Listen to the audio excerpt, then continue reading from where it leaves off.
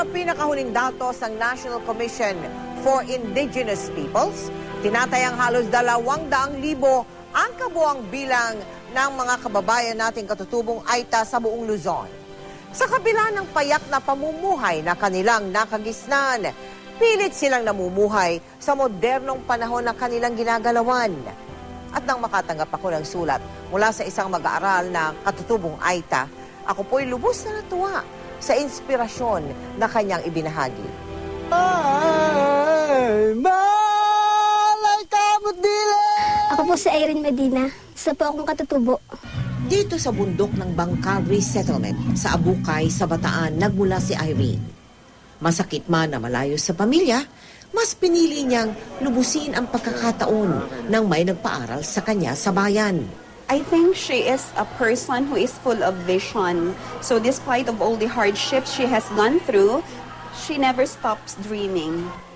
Ngunit hindi naging madali para kay Irene ang lahat. Nung third year po ako, na-encounter ko po kung paano po yung tratuhin ng mga ng Tagalog po. Tuksuin ka ng ng ita, ganun. Tapos sasabihin sa'yo, hindi ka nararapat dito. Siyempre po masakit pero sabi ko may goal po ako sa buhay.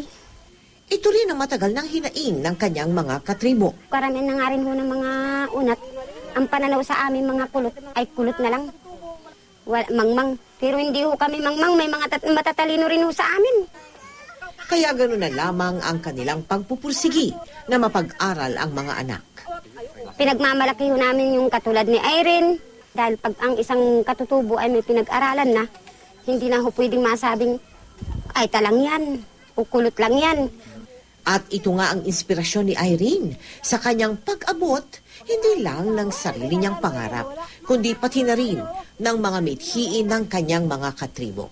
Batid ni Irene ang paghihirap ng kanyang mga batang katribo. Kaya ngayong Pasko, ang mapangiti sila, ang kanyang naging hiling.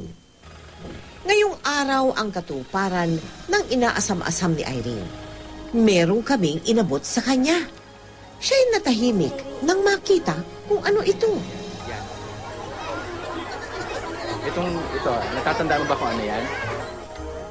Yan ba yung sulat mo? Opo, sulat ko po to. Nandoon nga ang GMA Kapuso Foundation. Bit-bit ang iba't ibang pamasko para sa kanila. Masaya po ako. Akala ko po, baka po i-itsipwera po yung sulat ko dahil ang layo-layo po nitong Bataan. Pero ngayon po, ito po. Nandito po tayo sa community ko po.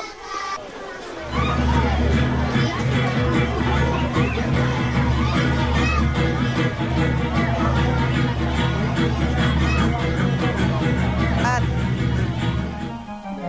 tunay ngang maaga ang Pasko nating mga kapuso dahil panahon na naman ang paghatid regalo ng GMA Kapuso Foundation sa mga batang kapuspalad ngayong Pasko. Sa pamagitan po ng ating taunang Give a Gift Alay sa Batang Pinoy Christmas Project.